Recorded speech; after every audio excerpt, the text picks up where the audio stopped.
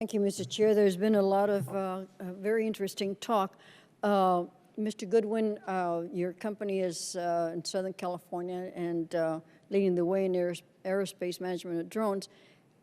In my district, San Gabriel Valley includes the foothills where we had multiple forest fires due to the drought, threatened hundreds of homes and evacuated thousands of people. At one point, the fire department was forced to stop the aerial firefighting due to presence of private drones. What can be done, or what is being done to stop the use of drones?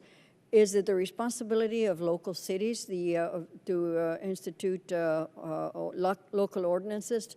And how would they get the information to the general public? By the same token, are there any instructions in the sale of the drones to either register them or where they could be flown? Yeah, so happy to answer the different parts of the question there. I think focusing on the information sharing side, that's where companies like AirMap play a role. There's a growing and thriving USS/UTM ecosystem of companies that are trying to aggregate that kind of data and then surface it for users. Ideally, in a perfect world, what you've heard is that it's not a discretionary act, but responsible manufacturers set geofences on their drones. Once you have a dynamic, persistent connection, you have a connected drone, then the fact of a wildfire is, I don't want to say it's an insignificant challenge, but it's a challenge that technology can solve for. We have computer-aided dispatch in our platform that people can automate their drones to not take off or to route around, and that includes things like local fires, not even just wildfires, which may be significantly larger. And I referenced it earlier, that was our partnership with the Department of Interior, which became public and a number of other companies participate in to surface that data. So I think there's a lot that technology can do there independent of any particular local action. In terms of what is the best practice, again, I think there's an opportunity through the pilot program to really test out the right regulatory models, just like we'll see companies testing out the right business models.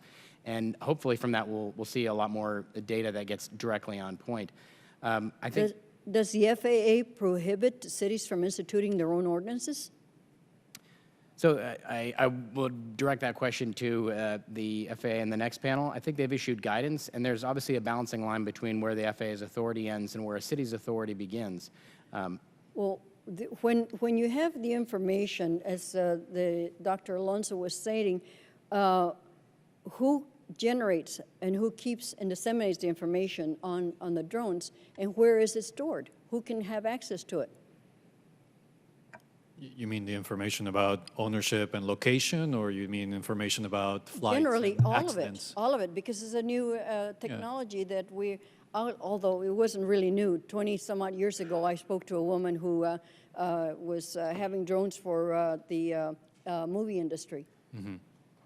Well, I think in general what you need is a credible, honest, and neutral broker of that information, so you know that it's going to be provided accurately and that it's going to be represented accurately or portrayed accurately as well, I think. But so far, who handles it? Oh, I imagine it will be the FAA in this particular case, right? But the government moves very slow. Yeah, although they've been successfully shown that this can be done for commercial aviation. I think with the aid of new information technologies with companies like AirMap and others, you may streamline the processes that led to the existing databases to make them much larger and much more available. So. And does the industry talk to academia and to the FAA? Do they work in concert? Yeah, I think so. I think all these pilot programs are essentially set up such that these types of communications do take place. Well, in a visit to the Port of Los Angeles recently with Chairman Graves, the Port Police highlighted the concern they have on authorized users instead interested in the landmark status of port complex, flying drones unsafely through ships, cranes, and other equipment. And I'd like to know if you know what is being done to address unauthorized drones on those landmarks and the airports. I don't think I can answer that. Mr. Goodwin? Specifically in reference to the port, who we've chatted with, and I think there's a lot of really fascinating forward-thinking folks there. I think this is a great opportunity to show a combined picture of the airspace, because on the flip side of the coin is the commercial operations that a number of folks within port facilities want to do to use drones. But to do that, you have to have a combined picture of the airspace, the good actors and the bad actors, or just perhaps reckless folks. Or unknowingly. Or unknowingly in that airspace. Because you have an area where you have beaches and people decide to fly them, for recreation uses and they fly by the ports. Absolutely. So it creates a complicated airspace, and that's where I think companies like AirMap and counter-UAS companies can provide a combined picture of the airspace to help start to solve some of those problems. Thank you, Mr. Chair. Mr. Payne.